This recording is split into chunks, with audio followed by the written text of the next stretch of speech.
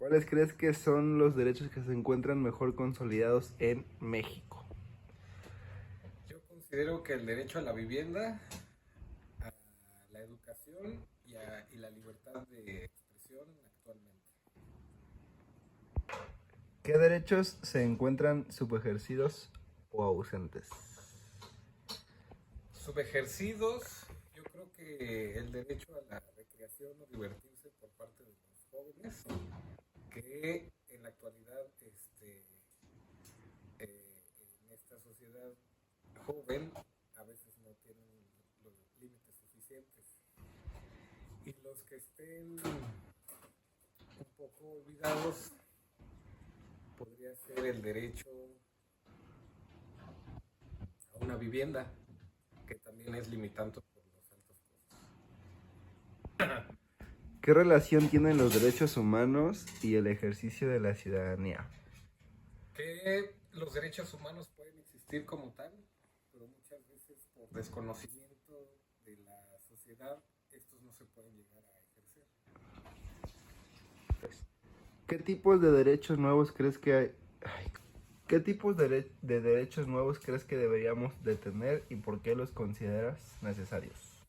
El derecho a la participación política, más que nada en el sector de los jóvenes, porque muchas veces la participación de los jóvenes en la política es sumamente complicado. Entonces yo creo que es un derecho que se debería de adquirir. ¿Qué derechos humanos consideras que son más relevantes en tu vida diaria y por qué? El derecho a la libertad y a la libertad de expresión, por el hecho de que yo siento que tengo una vida en la que yo tomo mis propias decisiones y hago lo que yo quiero dentro de lo que es considerado bueno en la sociedad, incluso un poquito de lo que no. Pero para mí es como mi forma de vida y lo que siento que me hace sentir vivo. ¿Cómo crees que se podría mejorar la situación de los derechos humanos en tu entorno? Sobre todo y principalmente sabiendo cuáles son tus derechos para hacerlos valer. ¿Qué rol crees que tiene el gobierno y la sociedad civil en la promoción y protección de los derechos humanos? Siento que tiene un rol muy importante haciéndoles saber a su ciudadanía cuáles son sus derechos humanos, para qué sirven y cómo hacerlos valer y a qué instituciones pueden ir para hacerlos valer. Eh,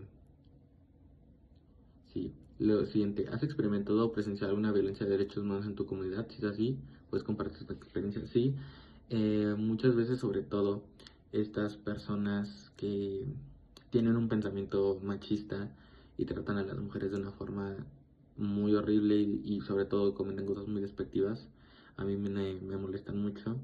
Recuerdo un día haber estado en un autobús que ya iba de regreso a Cuernavaca.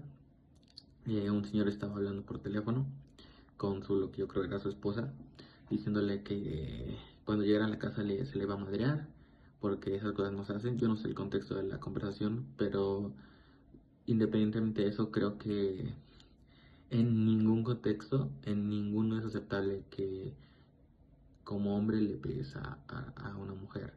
Sobre todo si es una persona a la que supuestamente amas y estás casado por alguna situación que sería pues, porque, o sea, yo no logro comprender, no tengo el conocimiento, no logro alcanzar a comprender cómo te casas con alguien que amas y luego maltratas y golpeas a la persona que amas. Y a mí me hace molestar, me molesta mucho, me enoja y me repugna ese tipo de cosas. Hola, ¿Te puedo Rocky. grabar? Sí, Oye, ¿qué derechos humanos consideras que más se respetan en tu vida diaria? el derecho al entretenimiento, a la familia y a una vivienda. ¿Qué derechos crees que aún faltan por garantizar en tu comunidad o ciudad? El derecho a la seguridad y el derecho a una vida digna de las demás personas. ¿En tu experiencia sientes que todos los ciudadanos tienen acceso igualitario a sus derechos? No, ¿Por qué? porque de acuerdo a mis observaciones que he realizado en mi día a día, he podido ver que no es así. ¿Cómo crees que los derechos humanos han evolucionado a lo largo de la historia en tu país? Es a través de nuevas reformas, a través de protestas de la gente y movimientos políticos. Gracias. Sí. Sí.